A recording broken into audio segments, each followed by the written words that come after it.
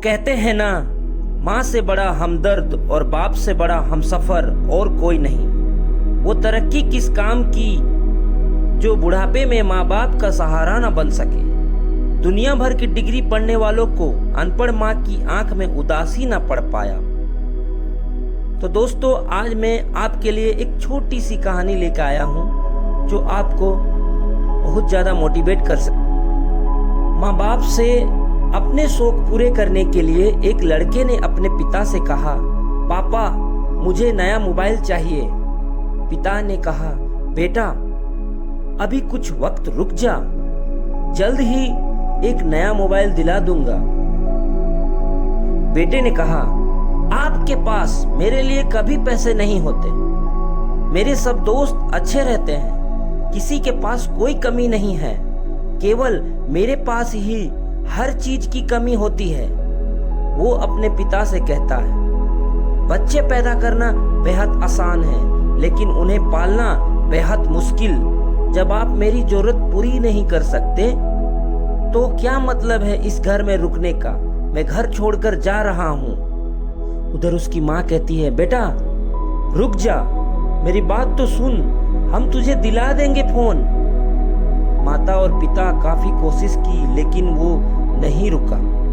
गुस्से में उसने बैग पैक किया और फिर घर से निकल पड़ा। लेकिन घर से निकलते वक्त गलती से उसने अपने पिता की डायरी उठा ली थी।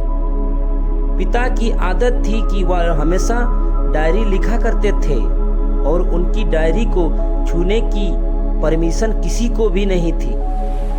जब वो डायरी देखा तो उसने सोचा, आखिर मिल ही गया खजाना।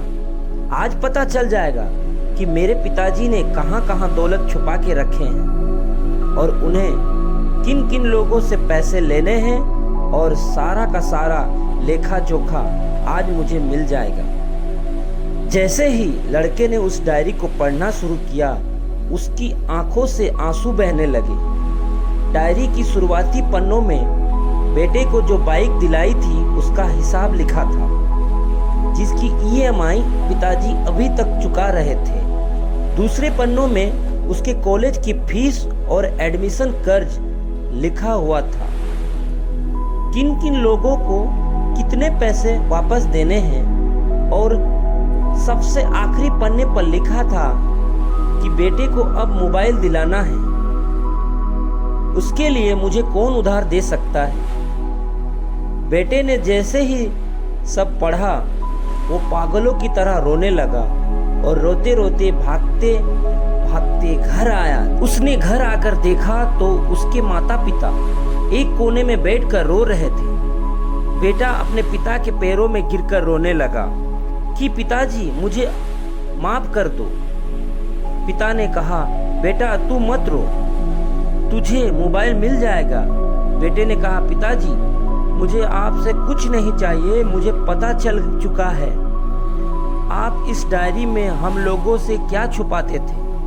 मैं अब आपको कोई काम नहीं करने दूंगा, मैं मेहनत करके सब कुछ ठीक करूंगा। ये सुनकर पिताजी ने बेटे को गले से लगा लिया।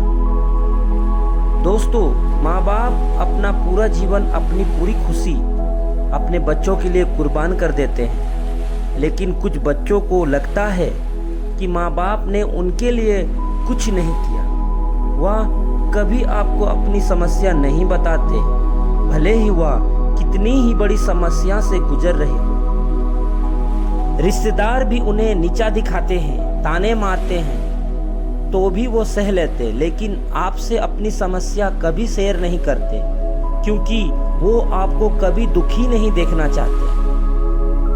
अब आपका फर्ज बनता है अपने माँ बाप को अच्छी तरह रखना और उन्हें सुख देना, कि वो भी अपने जीवन का बचा हुआ समय सुख से गुजार सके। यदि आप अभी भी नींद में सोए हो तो आप जग जाए, क्योंकि अगर आप अपने माँ बाप के रहते कुछ नहीं कर पाए तो बाद में आप सोने का महल भी बना लोगे ना, उसमें भी आपको नींद नहीं आएगी।